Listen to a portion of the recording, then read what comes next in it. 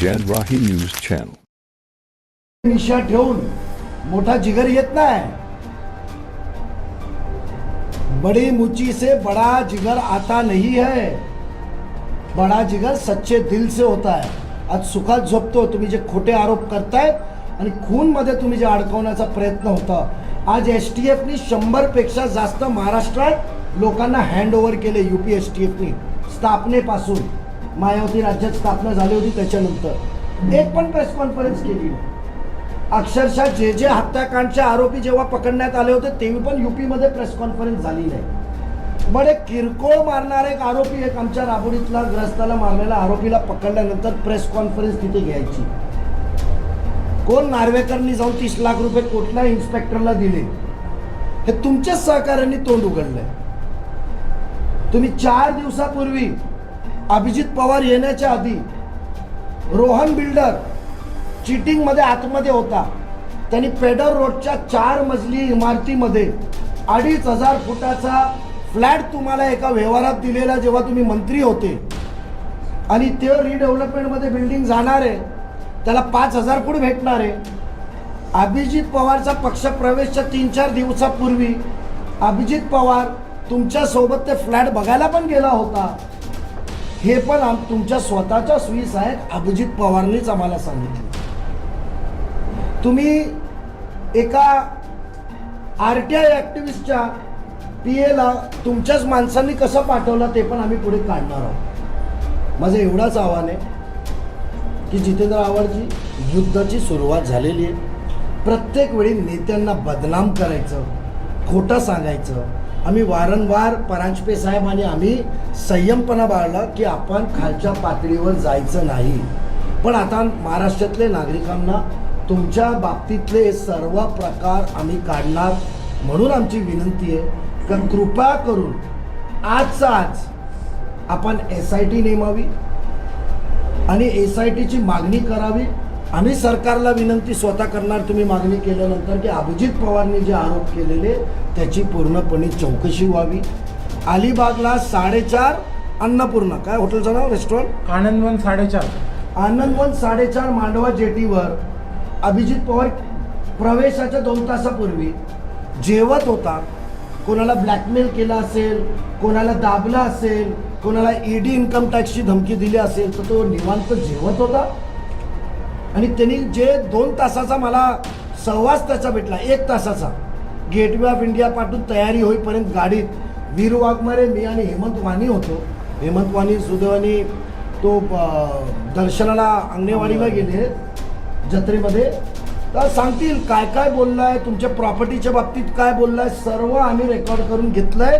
त्याच्याच आवाजात आम्ही SITला त्याच्याबरोबर अँटी करप्शनची पण चौकशीची मागणी करणार. तुमचे SRAचे पण त्यांनी सांगितले, 2-3 बिल्डर लोकांची नावं पण सांगितली. त्यांनी इन्कम टॅक्सचे पण पेपर्स आम्ही काही त्याला विचारलेलं नाही. तो रेकॉर्डिंग आमच्याकडे वेळ प्रसंगी पोलिसांना आम्ही सर्व गोष्टीची सादर करणार आहेत. जितेंद्र आव्हाडजी तुम्ही एवढे मोठे बेभाग आहेत, तुम्ही एकदम मोठे शेर आहेत ना, तर तुम्ही प्लीज SITची चौकशी करावी. आणि यापुढे परत खुनीचा उल्लेख केला किंवा वाक्य वापरलं तर एकदा कोर्टाने तुमच्या वकिलाला फटकारलाय. आम्ही मानहानीचा दावा दाखल करणार आणि करणार. त्यांनी द्यावं ना. अरे पोलिसांनी वेगवेगळ्या स्तरावर चौकशी केली. मी तुम्हाला आता काय सांगितलं, SIT STFनी एकच प्रेस कॉन्फरन्स घेतली, नाव टाकून घेतलं माझा आणि तो 7 वर्ष मला शिक्षा व्हावी म्हणून पूर्ण सुयंत्र केली. तुमचा जो आरोपी सुप्रीम कोर्टच्या बेलमध्ये अजून वॉन्टेड आहे तो त्यांच्या घरात राहतो, मंदिराचे पैसे खाल्लेत, त्याच्या ऑफिसची CCTV रेकॉर्ड मी काढून ठेवलेत. कारण त्यांनी भाड्यावर जिथे ऑफिस घेतली त्या गोडाऊनवाल्याच्या आजूबाजूचे CCTV फुटेज आधीच काढून ठेवले. नितीन ठाकरे तिथे काय असायचे, मला त्या अधिकाऱ्यांच्या बाबतीत बोलायचं नाहीये. तर म्हणून ते नाव टाकलं, व्यवस्थित चौकशी झाली, मुख्य आरोपी सापडलाय. मुख्य आरोपी सापडल्यानंतर तुम्ही हायकोर्टात गेले. हायकोर्टाने तुमच्या वकिलाला दंड लावला ना, खूप कमी वेळा दंड लावतात. आणि कोर्टाने त्या वकिलाला सांगितलं I feel to seize your सनद त्याची सनद कॅन्सल करायला निघाले होते आणि सिनियर काउन्सिल येते तर दंड लावला ना. ऑर्डर तुम्हाला 10 सप्टेंबर 2024 वाचून दाखवू का मी इंग्लिशमध्ये. So I am a reputed person. विनाकारणाने खोटे आरोप माझ्यावर करू नये.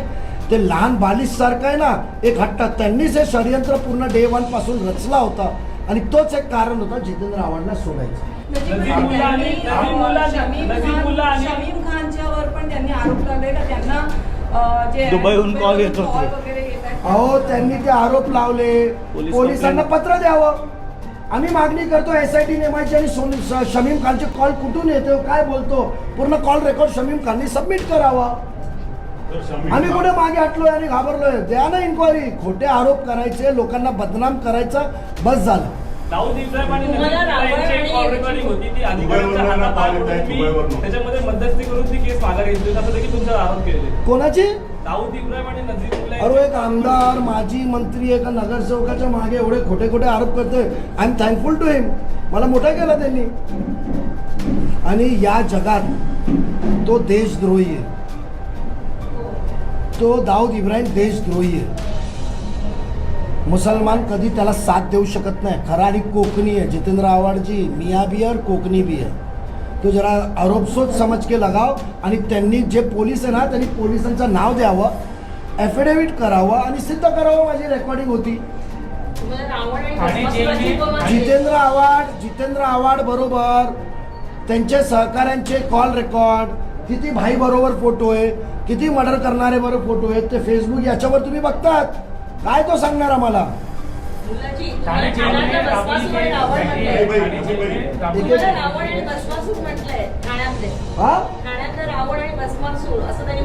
म्हणजे रावण आणि भस्मासूर ना, स्वतःची उपमा स्वतःला त्यांनी दिलेली. अहो तुम्हाला एवढे पुरावे दिले.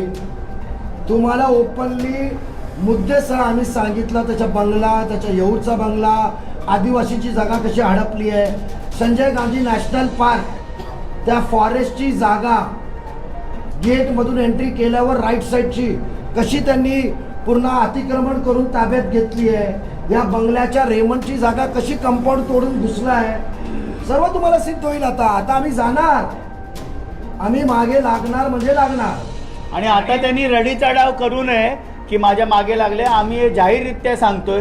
प्रत्येक त्यांच्या अव्यवहाराची, भ्रष्टाचाराची मागणी आम्ही करणार. आणि काल ते हे देखील बोलले की ढसाढसा शमीम खान शरद पवार साहेबांसमोर रडले. एका भाषणामध्ये शमीम खानांनी 500 कोटी रुपये मुंबऱ्यात येऊन कमवले, अशा प्रकारचं स्वतः वक्तव्य जितेंद्र आव्हाड यांनी दिलेलं आहे. आणि मित्तल रोडला जे महापालिकेचे रिझर्वेशन्स नाईस वर्ल्ड या कंपनीने ढापलेत, महापालिकेचं नुकसान केलंय, त्याच्या विरुद्ध देखील माननीय मुख्यमंत्री देवेंद्रजी फडणवीस साहेब यांच्याकडे आम्ही लेखी तक्रार करणार. कळव्याचं कार्यालय शासकीय जागेवर कसं आहे याची चौकशी करणार. आमदार निधीतील अनेक कामं प्रशासकीय मंजुरी नसताना कशी केली, या प्रत्येक गोष्टीच्या चौकशीसाठी आम्ही लेखी तक्रार करणार. उगाचच रडीचा डाव करू नका की माझ्या मागे लागले, मला त्रास द्यायला लागले. त्यांच्या प्रत्येक भ्रष्टाचाराच्या मागे आता हात धुवून आम्ही लागणार. आम्ही खूप संयम बाळगला, पण सातत्याने राष्ट्रवादीचे आमचे सरचिटणीस नजीब मुल्ला यांना कोर्टाने देखील कुठल्याही प्रकारे त्यांचा सहभाग नाही, ही क्लीन चिट दिल्यानंतर वारंवार समाजामध्ये त्यांना बदनाम करण्याचं काम जे show call doctor Jitendra Awhad करत होते, त्यांच्या ईट का जवाब पत्थर से मिलेगा हे त्यांनी आता लक्षात ठेवा. आणि शमीम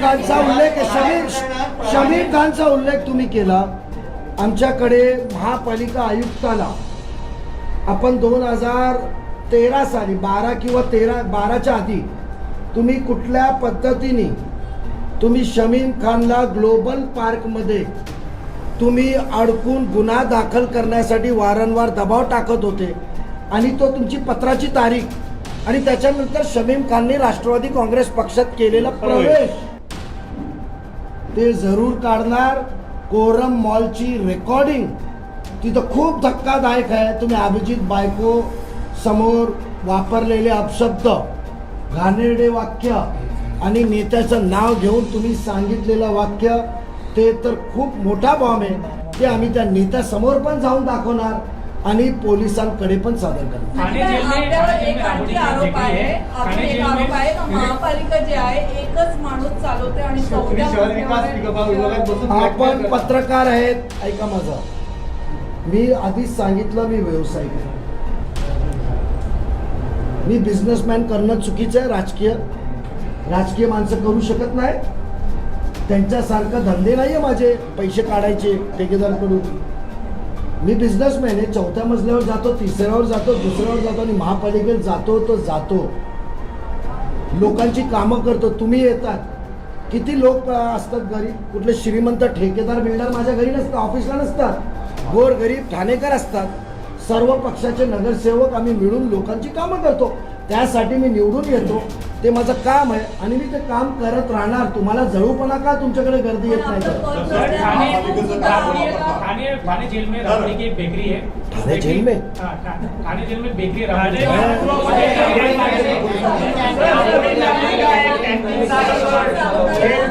जेलमध्ये कॅन्टीन चालवतो आणि तो जेवण त्यांना पाठवतो असं पण आरोप. कोणाला? हो,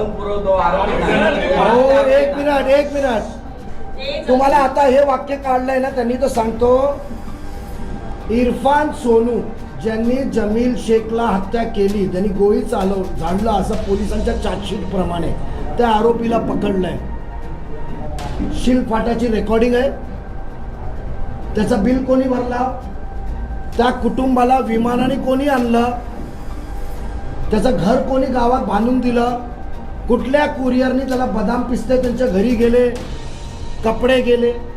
त्या कुटुंबाचा आणि जमील शेखच्या कुटुंबाचा, म्हणजे ज्यांनी गोळी मारली आणि ज्याला मेला बिचारा अल्लाह गोपा, त्या दोघांचा कुटुंबाचा रडताना जे हॉस्पिटलचे फुटेज आमच्याकडे आहेत. जे हॉस्पिटलला कॉम्प्रोमाइज कोणी दोघांचा घडून आणलं आणि तुम्ही दोघांनी एकत्र व्हा. म्हणजे जो माणूस बिचारा मेला आहे त्याचा कुटुंब आणि ज्यांनी मारलाय त्याचा कुटुंब, इन्क्लुडिंग तो सोनू, ज्या दिवशी तलोजा जेलमधून तो जेला मेडिकल चेकअपसाठी गेला, तिथे कोण दबाव टाकला, तिथे कोण फोन केलं, ते पण त्या अधिकाऱ्याने आम्हाला सांगितलं आणि आम्ही जेला जाऊन त्याचे फुटेज पण काढले. रूममध्ये बसले, एकमेकांशी रडतायत आणि एकमेकांशी बोलतायत. तो कोण खाना पुरवतो, कोण काय करतो, त्याच्या कुरिअरची पावती सर्व आमच्याकडे मिस्टर जितेंद्र आव्हाडजी आम्ही देणार. यापुढे कधी परत सांगितलं तर याद राखा, आम्ही तुमच्यावर मानहानीचा दावा दाखल करणार. थँक्यू. अजून एक ज्या दिवशी राजेश कदम, विक्रम खामकरनी त्याला मारलं, मारामारी झाली त्यांच्या कार्यालयात. जेव्हा मारामारी चालू होती, कॉलचं टायमिंग आहे 3:56. एक्झॅक्टली ह्या टायमाला त्यांच्या ऑफिसमध्ये मारामारी चालू होती. त्यावेळेस मला अभिजितनी फोन केला आणि सांगितलं की तुमच्या कार्यालयातून किंवा तुझा कुठला कार्यकर्ता पटकन पाठव, इथे मारामारी चालू आहे आणि ही मारामारी लवकर व्हायरल करा, आपल्या पुढच्या मी ज्या पक्षात येणार आहे त्याच्यासाठी फायद्याचं आहे. अजून एक गोष्ट, हेमंत वाणी आव्हाड साहेबांना सोडून जात नव्हता. ठीक आहे, हेमंत वाणी आव्हाड साहेबांना सोडून जात नव्हता.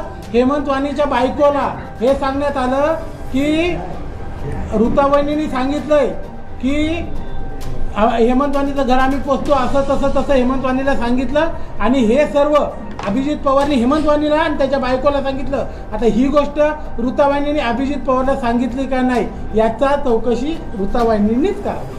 धन्यवाद. आपण एवढ्या मोठ्या संख्येने आलात. आम्ही आमची